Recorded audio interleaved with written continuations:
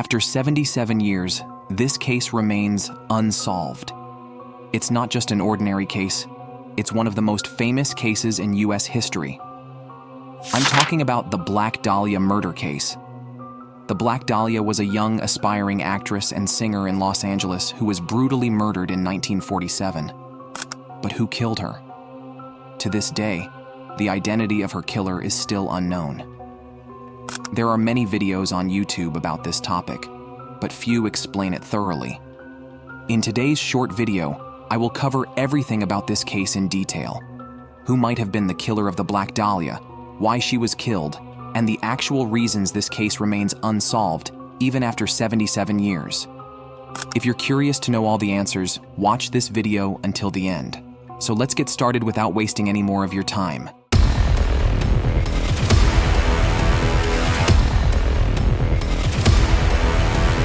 It was a crisp morning in 1947 when Los Angeles awoke to a horror that would haunt its history. A mother, out for a walk with her young child through a quiet neighborhood near Leimert Park, stumbled upon a sight that would etch itself into the annals of true crime. At first glance, she thought she had found a discarded mannequin, its pale, lifeless form stark against the grass. But as she drew closer, the shocking truth unraveled. This was no mannequin. It was the mutilated body of the woman the world would come to know as the Black Dahlia. Overcome with terror and disbelief, the woman clutched her child and fled from the gruesome scene. Her mind raced as she ran to a nearby house, where trembling hands dialed for the authorities.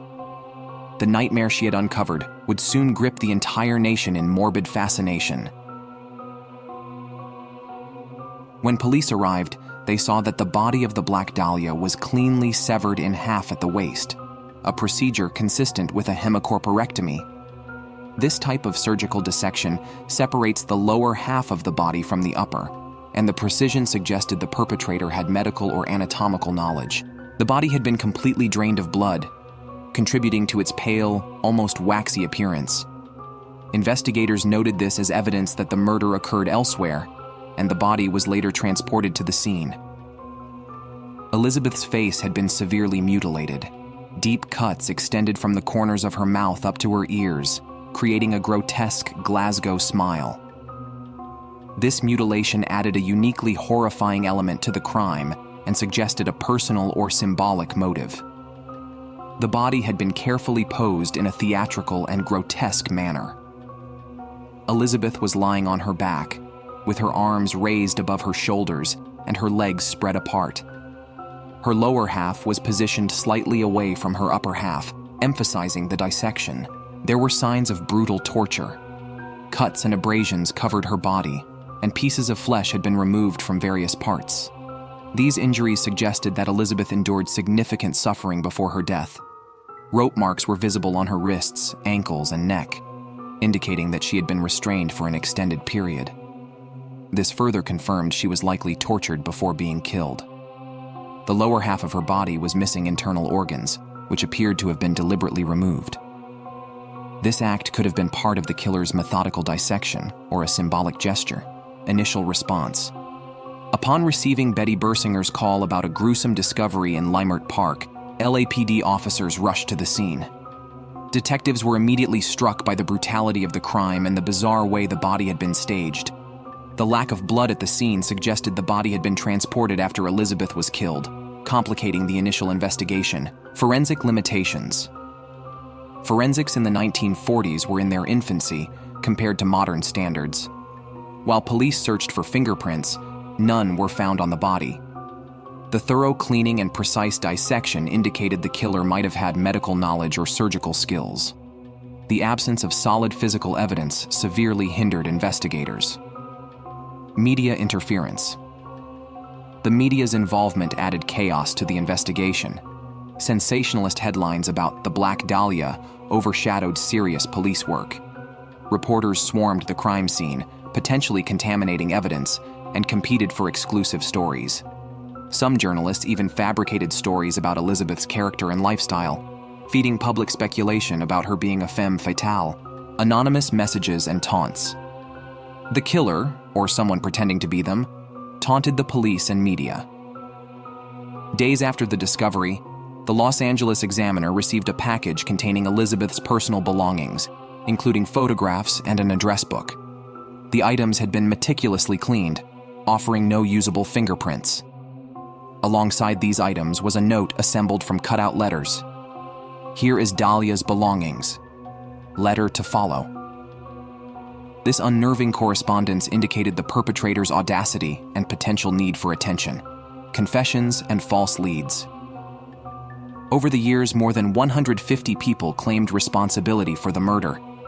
These confessions ranged from attention-seeking individuals to mentally ill persons desperate for notoriety. Investigators spent countless hours debunking these claims, redirecting their focus to credible suspects. Here are the three main notable suspects in the Black Dahlia murder case: Dr. George Hoddle, Mark Hansen, and Leslie Dillon. Now I will explain the major suspects of the Black Dahlia case and the reasons why they could not be punished. Now I will go through the case study of one of the main suspects in this case, Leslie Dillon. I will explain who Leslie Dillon was, what the relationship between the Black Dahlia and Leslie Dillon was, and why he was the main suspect in this case. Leslie Dillon was an aspiring writer and former mortician's assistant who worked as a bellhop. While he seemed to lead an ordinary life, Dillon harbored a disturbing interest in crime and pathology. He claimed to have studied psychology, which fueled his fascination with criminal behavior. This morbid curiosity, paired with his knowledge of anatomy from his time as a mortician's assistant, made him an unusual figure in the Black Dahlia investigation. Dillon's name emerged during the case when he reached out to LAPD psychiatrist Dr. J. Paul DeRiver. Dillon contacted DeRiver under the guise of seeking advice for a book he was writing about crime. During their correspondence, Dillon began discussing the Black Dahlia case in unsettling detail, drawing the attention of the authorities. How Leslie Dillon and Elizabeth Short may have crossed paths. There is no definitive evidence that Elizabeth Short and Leslie Dillon ever met. However, theories suggest they might have encountered each other through mutual acquaintances or the Los Angeles nightlife scene. Elizabeth, a struggling actress with a transient lifestyle, often relied on the generosity of strangers and acquaintances for shelter. Dillon, moving through similar circles, may have come into contact with her during this time. Some investigators speculate that Dillon, given his obsession with crime, might have fixated on Elizabeth. Her mysterious aura and striking appearance made her an object of fascination for many in Los Angeles, and Dillon's morbid interests might have drawn him to her. Why Leslie Dillon became a suspect. Dillon's connection to the case deepened when his correspondence with Dr. DeRiver revealed specific knowledge about Elizabeth Short's murder. He described details that were not publicly disclosed, including the precise nature of her injuries. When questioned, Dillon claimed he had learned these details from media reports and his imagination, but investigators were skeptical. The evidence against Leslie Dillon. Knowledge of the crime. Dillon's understanding of the details of Elizabeth Short's murder exceeded what was available to the public. This raised questions about how he could have known such specifics unless he had been directly involved. Location and timing. Dillon was reportedly in Los Angeles at the time of Elizabeth Short's murder, placing him near the scene of the crime. While his exact movements during that period remain unclear, his proximity to the city made him a viable suspect. Why Leslie Dillon was never charged. Despite the compelling circumstantial evidence, the case against Leslie Dillon ultimately fell apart due to a lack of concrete proof. No physical evidence tied Dillon directly to the crime scene. Without fingerprints, DNA, or any other forensic link, the authorities lacked the means to formally accuse him. Now I will explain the second main suspect of this case, Mark Hansen. Mark Hansen was a prominent figure in Los Angeles nightlife during the 1940s.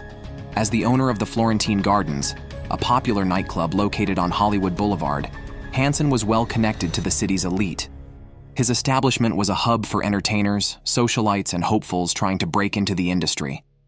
Hansen's wealth and charisma made him an influential figure in this world, but he also had a reputation for being controlling, especially toward the young women who worked for or associated with him. Elizabeth Short reportedly became acquainted with Mark Hansen through mutual friends and the Hollywood nightlife scene. Struggling to make ends meet, she occasionally stayed at Hansen's house, located in Los Angeles. Hansen, who often extended his home as a place of refuge to women he knew, may have seen Elizabeth as someone he could help, or someone he could control. Hansen's connection to Elizabeth was further cemented by a chilling piece of evidence. Elizabeth's address book, found among her belongings after her death, was reportedly a gift from Hansen. His name was one of the most prominent entries in the book, indicating a significant relationship between the two. While no direct evidence conclusively ties Mark Hansen to Elizabeth's murder, there are several theories as to why he might have been involved.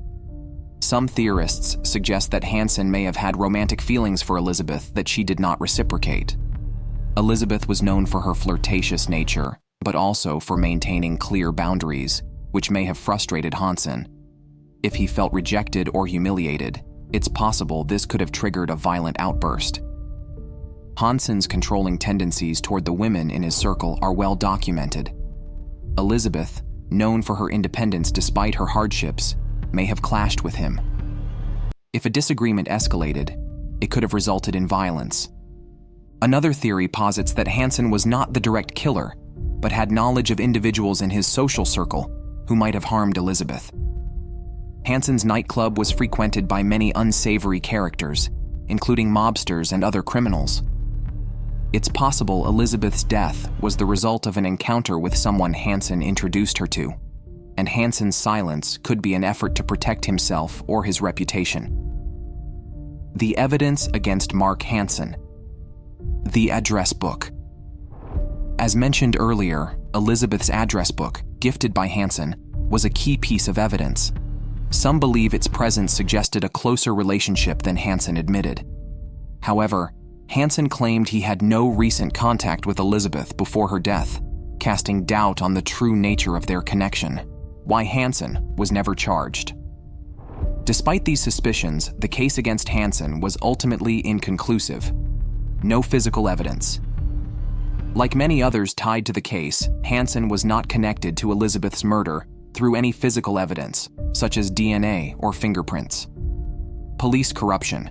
The LAPD at the time was plagued by corruption and inefficiency, which hindered the investigation. Hansen's wealth and connections may have helped shield him from further scrutiny. Now it's time to tell about the one of the noble suspect of this case, Dr. George Hodel. Dr. George Hodel was a man of stark contrasts. To the outside world, he was a wealthy and respected physician with connections to the Hollywood elite. However, beneath this facade lay a deeply troubling persona.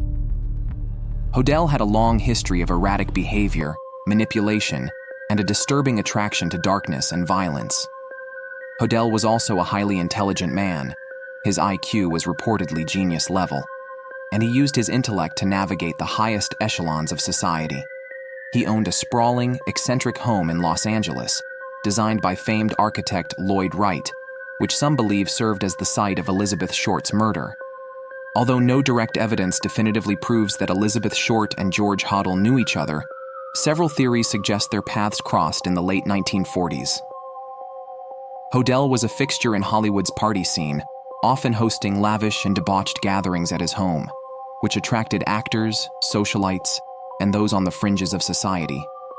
Elizabeth, struggling to establish herself, was known to frequent similar circles.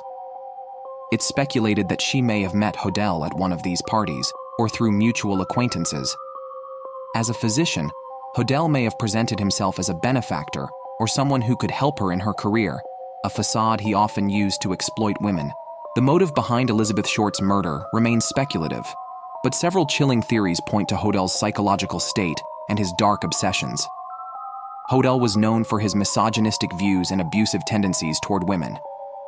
His own daughter accused him of sexual abuse, and he was even tried, but acquitted, in court. Hodel may have seen Elizabeth as an easy target, a young, vulnerable woman he could manipulate and harm without consequence. Some believe Hodel's killing of Elizabeth was an act of dominance, a way to assert his power over life and death. The gruesome nature of her murder, the precise surgical dismemberment of her body, suggests a killer who wanted to display his control and skill. The evidence against George Hodel. The case against George Hodel is circumstantial but deeply compelling. In the 1950s, the LAPD secretly bugged Hodell's home while investigating him for the Black Dahlia case and other crimes. During the recordings, Hodell was heard saying, "Supposin' I did kill the Black Dahlia. They couldn't prove it now. They can't talk to my secretary because she's dead." This chilling statement, combined with his evasive behavior, raised serious suspicions. Elizabeth Short's body was meticulously cut in half, using a method known as a hemicorporectomy, a procedure requiring precise medical knowledge. Hodell's background as a surgeon placed him among the few individuals capable of performing such an act. The cadaver dogs and Hodell's home years later, cadaver dogs were brought to Hodell's former home and alerted to the scent of human remains in the basement. Although no bodies were recovered, the findings further fueled speculation that the home was the site of the murder. Steve Hodell's investigation. George Hodell's own son, Steve Hodell, a retired LAPD detective, conducted an independent investigation into his father. Steve uncovered photographs in George's belongings that resembled Elizabeth Short and connected George to other unsolved murders. In his book, Black Dahlia Avenger, Steve Hodell lays out an extensive case against his father, including previously unpublicized police evidence. As this story ends without a clear conclusion, what do you think? Who do you believe was the killer of the Black Dahlia, and why was she murdered? Share your thoughts in the comments below, and don't forget to subscribe to the channel for more intriguing mysteries. See you in the next video. Goodbye.